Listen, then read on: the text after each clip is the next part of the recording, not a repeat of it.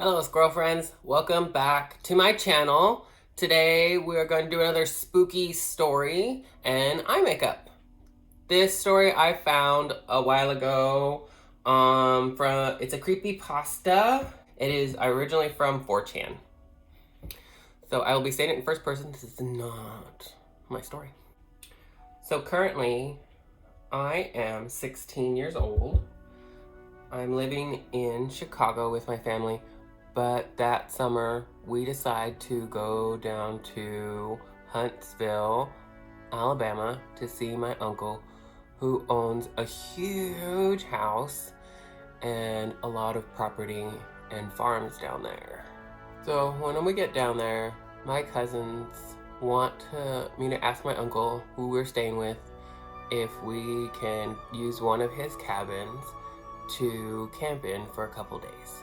A bunch of us decide to go camping, and we go to one of my uncle's cabins that he has out in the woods for such purposes for when he's either fishing or hunting. So we pack up, take food and everything we're gonna need to stay in these cabins. When we get to the cabin, there's like a weird smell of ozone, but we ignore it, unpack, and decide to go swimming in the river for a little bit. As we're getting back, all of a sudden an older gentleman and his son come out of the woods near the cabin. He talks to us a little bit. We find out he's a friend of my uncle's and he lives really close to where we're staying. We invite his son, Tanner, to hang out with us for the evening. His dad agrees and says, that's fine, but you guys need to be careful because there are big animals in the woods. So we end up just playing around the rest of the afternoon, doing football, playing sports, talking, hanging out with Tanner. So it ends up being 5 of my cousins, 4 of their friends, me, and Tanner. So that's 6 guys and 5 girls. So 11 of us in total. So as the evening's starting to go on, Tanner decides he wants to stay with us for the duration of our stay out in the woods, and we agree that that would be a fun idea. So he decides to go back to his property and ask his dad if that's okay. My cousin Rooster and one of the girls asks if they can go with him. They take the flashlight since it's getting close to evening and it could be dark by the time they get back, and head back to Tanner's house. About 30 to 40 minutes later, there's this weird smell of ozone again, but it's a little bit stronger and it kind of has that smell like when you have a nosebleed, after you have a nosebleed, and it's that bloodish coppery smell in the back of your throat. Well, that comes back. And we kind of think that maybe something got left on, maybe somebody turned on one of the stoves in the cabin by accident. So we run around, try to find out what it could be, and cannot find a source to this smell. And then while we're at the campsite, all of a sudden we hear people running down the trail toward us. And coming crashing into the campsite is my cousin, Rooster, Tanner, and the girl. All of them are crying. You can tell that there's something just really wrong. They say, get in the cabin now. Get in the cabin and lock the door. Get in the cabin. So we go inside. We all rush in there and go inside. So Tanner goes on and tells us that he had asked his dad if he could stay with us, and his dad agreed and said that's fine, but to be very careful because apparently one of their pigs had been killed on the property and left half-eaten and torn apart. But Tanner decides not to take the rifle at that time and just comes back. But as they're coming back, they have the flashlights out and they're shining them into the forest and see a guy standing there. And they start screaming at him, telling him, what are you doing? Why are you in the woods? And he does not reply. Then the most weirdest part is they realize that he's not even facing them. He's facing away into the forest. And so they continue on screaming at him, telling him, what are you doing? You're freaking us out, dude. You kind of need to stop this. And then they realize that he's like jerking, doing this weird movement. Like if you're laughing, but there's no sound. They can't hear him laughing, but it looks like he's laughing. You know that movement you make when you laugh and your shoulders kind of jerk? That's what's going on. So they decide to just ignore him and take off and head back as quickly as they can to the campsite. And so they kind of are a little bit power walking back. And then they start hearing things moving in the forest, in all the woods. They keep hearing something moving about in there. And then the girl flashes her light ahead of them and to the other side of the woods and sees the same man, closer this time, still facing away from them. So they decide this is too much. This has gotten too weird. So they start running this time. And as they're running, they can hear something crashing and jerking itself along in the woods, making this gibbering, whispering sound. And this whole time, Rooster is still kind of crying as Tanner's telling us the story, and the girl is just staring out into nothing, just staring out with this blank expression on her face. When Tanner gets done telling us his story, one of my other cousins starts freaking out, saying it's the Goatman. It's the Goatman. He's coming to get us now. And we're like, dude, we do not need to be saying this stuff right now. We're already freaked out. It's probably just some rednecks or weird people out there trying to scare some kids that they saw in the woods. But he won't stop. He just keeps saying, oh no, it's the Goatman. And we're like, you need to stop, dude. And so he starts telling us about the Goatman. Apparently, it's Native American lore, and it's a guy that has a goat's head and a man's body that can shapeshift. And it's similar to a Wendigo, where it's bad omen and you should not even be looking at him. So after a little bit, we all kind of calm down. It's about 9 o'clock or 10 at night. And we decide, okay, let's just go back outside and we'll continue on with the bonfire and calm down. So we go back outside and we're just sitting around the bonfire, having a good time. As we're sitting outside, that smell comes back, but it's worse. It's so bad that one of the girls actually throws up from how intense the smell is. So I tell everybody, we need to go back inside. Let's just go back inside. I'll cook us something on the stove and we'll just be inside the rest of the night. So we go inside. So we have a couple packs of brats of 6. And I cook 2 whole packages. And I give one to everyone. Now one of my other cousins gets up to get another brat and he gets mad and says, why do you get 2? That's not fair. Why do you get 2? And so I just say, why don't you just cook another package? We all got one, just cook another one. And as he's grumbling about this, one of the girls says, Jesus, get out now, get out, get out, get outside, get outside. And so we all run outside. And as we run outside, that's when it dawns on me. I gave 12 brats out. There's 11 of us there. So me and my cousin both come to the conclusion at the same time. Somebody's there with us. And we didn't even notice. So I count everybody again. Again, I come out with 11. 5 girls, 6 guys. My cousin does the same. And the girl who initially screams, Kira, says that she came to the conclusion a little bit sooner than us, and says that she started realizing it, and then the person sitting next to her grabbed her leg really hard, whispered something she could not hear, and that's when she realized there's 12 of us in the cabin when there is supposed to be 11. And that's when she tells us to get the hell out. And that's when we all start realizing that we didn't even pay attention. And it's easy to do because we all didn't know each other. I knew my cousins, but I didn't know their friends. And then they didn't know the other cousins' friends. So it's easy to mistake somebody and not pay attention if somebody else joins the group because you don't really know everybody. And as we calm down and there's still just the 11 of us, we get big sticks and we go back inside. And there's still just 11 of us. And a couple of my cousins decide they don't want to be there anymore. They don't want to be there anymore. They don't care how late it is. They don't want to be there. They do not want to stay here a minute longer. And I do not blame them. I kind of want to go too.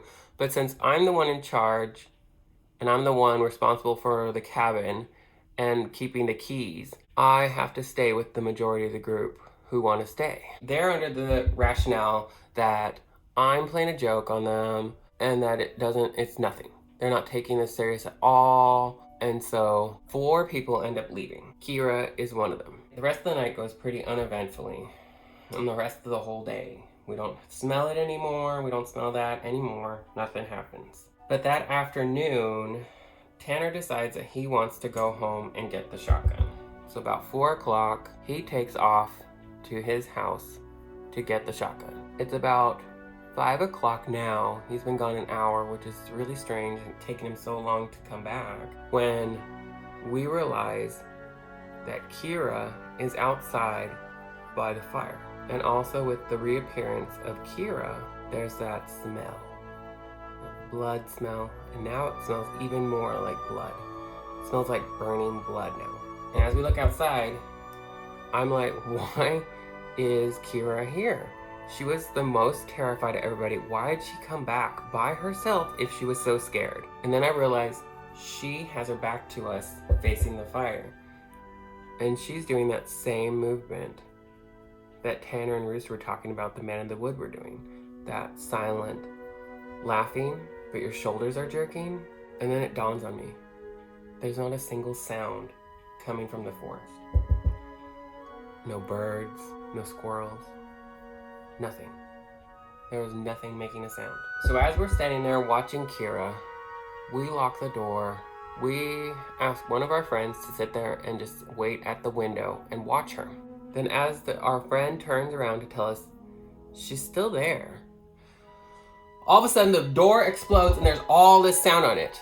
And somebody's banging on the door. And then we realize it's Tanner. He's screaming, "Let me in, let me in." So we open the door and Tanner comes barreling through the door and locks the door back behind him. Wild Girl thought that we were gonna have the door open during all this crap and unlocked is beyond me. Now he comes back and we ask him, "Did you see Kira out there?" And he said, "No, I didn't see Kira. But when I was coming back, he saw a different girl. Some other girl kept following him.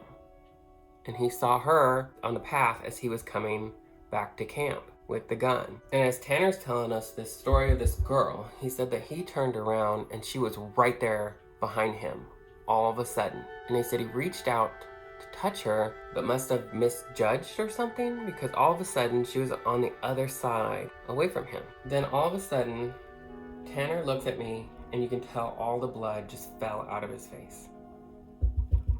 He pulls me to the side and he said, "There's only supposed to be 7 of us here. There's 8 now."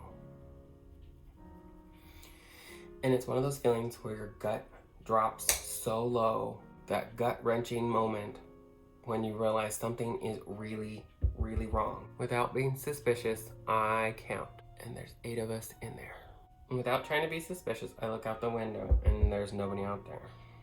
But there is still 8 of us in here. As I'm trying not to freak out, I realize that somebody got in, got back out, and is here with us now. But I feel better because now we have the gun. Then all of a sudden, people start getting into a fight. They think that we're just playing a game. I'm playing a game on them, Tanner's playing a game on them. They're just doing this to be funny. They start blaming me that it's my fault. I'm doing this. I need to stop playing these games. How do we know it wasn't just Tanner out there in a wig? I get everybody outside to talk this over. I calm everybody down and ask them how many people were with us all day. Everybody says there was 8 people. So we do another quick count. There are just 7 of us here now. So then we start realizing that somebody, at the least, and getting in with us and sneaking back out. One of the girls starts crying and saying that she doesn't want to be here anymore. She wants to go home. It's already dark. It is plain dark now. There is no way any of us are leaving in the middle of the night, especially with something or someone out there playing this game with us. But Tanner says that his cousin will probably come down and meet us, and then we can take off in the morning. So I make us something to eat, and we try to turn on the radio, but we can't seem to find any station. That's about the time that Tanner's cousin, Reese, shows up. When Reese arrives, he says, "Where's y'all's friend?" what? What do you mean, where's y'all's friend? Apparently when he was coming down, he saw another little girl. And so he keeps walking with her, and he keeps trying to keep her in his line of sight and get her in front of him. She keeps lagging behind him, and he can't keep her in front of him. No matter what he does, she keeps getting behind him. As he's trying to talk to her, he turns around and she's gone. So he thinks, oh, I guess she just went a shortcut back to the cabins. So that's when we decided to tell Reese the whole story about what's going on, what we've seen this whole time, and what's been going on, how somebody's been sneaking in, and there's been an extra person among us. As we're done telling Reese what's been happening, that copper smell comes back. But it's, again, really bad. As we're kind of like sitting there with anticipation, smelling where this is coming from, something starts banging on the door and talking through the door. Now, I don't mean what it was saying wasn't quite alarming in itself. It was the way it was saying it. It was saying, "Please let me in. Stop playing. Please let me in. Stop playing." over and over. And I never really realized that until this moment, that people have a cadence to the way they talk. And this did not. This did not have a human way of talking. It kind of sounded like when birds talk, have taught their husky to say mama and stuff like that. That's what it sounded like. It was something outside of human talking. And this went on for 20 minutes. 20 minutes of it banging on the door, asking to be let in. And then it just stops. So then that's when Tanner and Reese, they get tired of this and they slam that door open, and you can see something across the clearing by the river. And so Reese tries to chase it off by shooting some shots into the air. Well, all that accomplishes is that the creature now starts screaming. It sounds like a woman crossed with a cat, like a cougar screaming. So Tanner and Reese come back inside and slam the door and lock the door. The screaming continues on. It goes on for at least 2 hours of that screaming sound out there. We're all inside, terrified, on the edge of our seat, wanting to leave, but can't, because you could actually see that thing this time. And it wasn't a person. So I'm guessing about by like 2 in the morning, we were so exhausted that all of us fell asleep. Tanner decides that he's gonna sit by the door, he's gonna guard us all through the night, and try to stay awake. Now, the next morning, Tanner's visibly shaken. We don't hear any more of the creature this morning. Everything's fine, there's nothing out there, nothing's been destroyed, but Tanner is visibly shaken. He is visibly scared. And he says, you guys go on, give me the keys, I'll lock up, I'll catch up with you guys. I don't really like this. I don't really know Tanner. I think, fine, whatever. So we're about halfway back to my uncle's property when Tanner comes jogging along next to us. And he takes me off to the side and says, while he was standing guard, he was trying to stay awake, but he thought he must have dozed off because he saw one of us come out of the bathroom, look at everyone, lay down on the ground, and go to sleep. Now, I said this person, he thought that was odd, so he decided to do a count without appearing like he had woken back up, and realized now there was 10 people. 10 people. And he said that he could never really look at the person straight on, so he didn't want to try to like look at the person, cause an alarm, start shooting, just to have Reese wake up and start shooting and kill everybody, or the Goatman get up and start killing everybody itself. He decided to just watch it to make sure it didn't do anything. And that next day when we woke up, that's why he wanted to, and everybody left, that's why he wanted to stay behind. So he stayed behind and checked all of the windows and doors. Apparently he goes into the bathroom and realized that this whole time we had left the bathroom window wide open. It did not have a screen, and it was open. And as we're talking in muffled tones, walking back, he says, it's still back there. There's still 10 of us when there should be 9. So me and him can see on the edge, on the very back of all the group, one person walking by themselves. We turn and look. They make eye contact, slowly fall more back, and slip into the woods. What do you guys think of that story? Terrifying to me, I think. I think it's scary. Can you imagine that? Somebody sneaking into your camp and doing that kind of stuff? Oh my god. Who doesn't check the bathroom? Oh, who doesn't check the bathroom? Seems like someone would have noticed that, right? I guess if you're terrified out of your brain, logic kind of goes out the window. Let me know if you guys liked the story. If you guys want more stories. If you guys have a specific story you want me to investigate. If you like any of the products I'm using, I will link them below. I will list them now below in the description box. I will also list the link below of the piece that I'm doing that's in the background, so you can listen to that on YouTube as well. If you want MP3s, get a hold of me. I can always send MP3s. I don't have them for sale anywhere.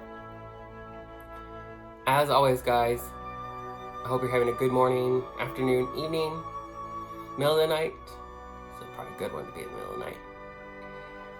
Be safe out there. Make good choices. Wear your mask. Be nice to others. Bye.